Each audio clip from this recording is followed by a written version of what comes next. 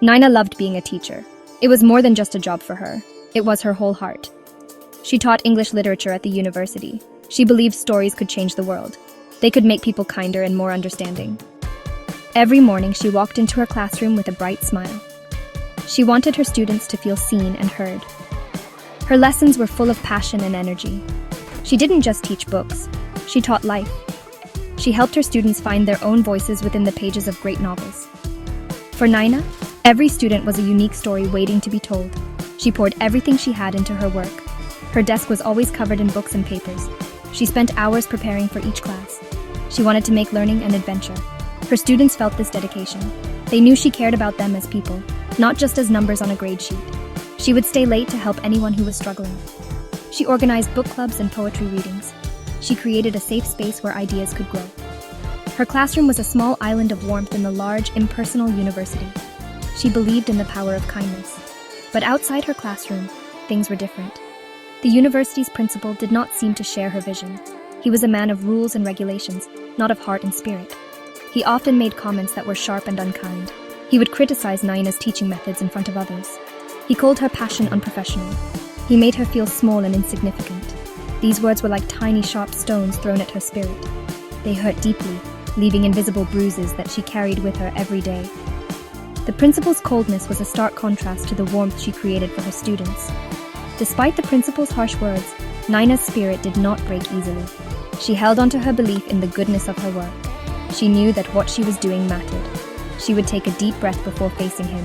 She would remind herself of her students' bright faces. She would remember the moments of discovery in her classroom.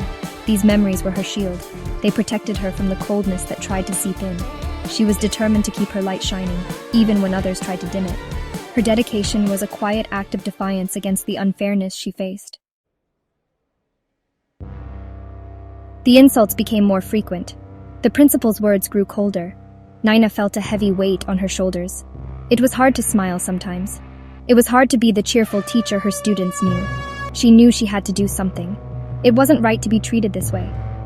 So with a trembling hand, she wrote a formal complaint. She detailed every incident, every unkind word, every unfair action. She wrote about how it affected her work and her well-being. She followed all the university's rules. She submitted the complaint to the administration office, hoping for justice. Days turned into weeks. Weeks turned into a month. There was no reply.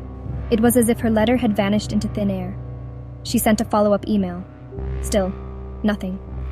The silence from the university administration was louder than any insult. It was a wall she couldn't break through. It told her that her voice did not matter. It told her that her pain was invisible to them. This official silence was a different kind of hurt. It was a cold, deliberate dismissal of her experience.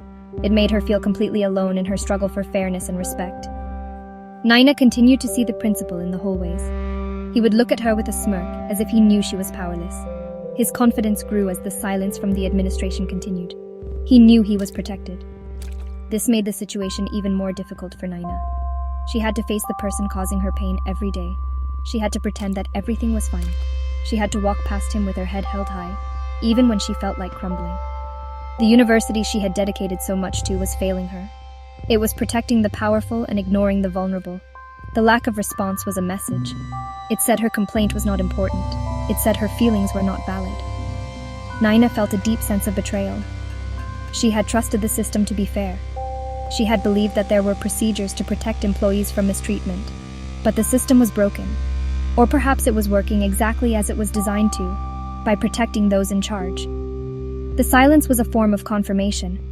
It confirmed that she was on her own. She had to find the strength within herself to keep going, because no one else was going to fight for her. Even with the heavy weight of the university's silence, Nina's classroom remained her sanctuary. The moment she stepped inside, she tried to leave her troubles at the door. She focused on the faces of her students. Their curiosity and their eagerness to learn were a balm to her wounded spirit. She continued to teach with the same passion as before. She discussed Shakespeare and Austen with enthusiasm. She encouraged lively debates and thoughtful essays. For those 90 minutes, she was not a victim. She was a teacher, a guide, a mentor. Her love for literature and for her students was her anchor in the storm. Her students were not blind. They were young, but they were perceptive. They noticed the change in their favorite teacher. They saw the sadness that sometimes clouded her eyes, even when she smiled. They heard the whispers in the hallways. They saw the way the principal looked at her. They didn't know the full story, but they knew something was wrong.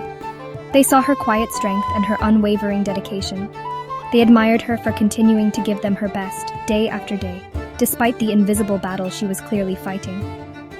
Her resilience did not go unnoticed by the very people she cared for most.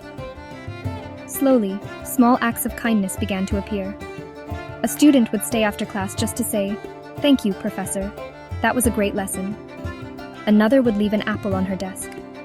A group of them started a study group dedicated to her class, their quiet way of showing solidarity. These gestures were small, but they meant the world to Naina. They were little lights in the darkness. They reminded her that she was not just fighting for herself. She was fighting for the kind of learning environment they all deserved. Their support was a silent promise that she was not alone. Some of her colleagues also saw what was happening. Most were too afraid of the principal to speak up. They would look away when he insulted her in staff meetings, but a few showed their support in quiet ways. A fellow professor would offer her a warm cup of coffee and a listening ear. A librarian would save the newest books for her. These were silent acts of courage. They were quiet acknowledgments of her bravery.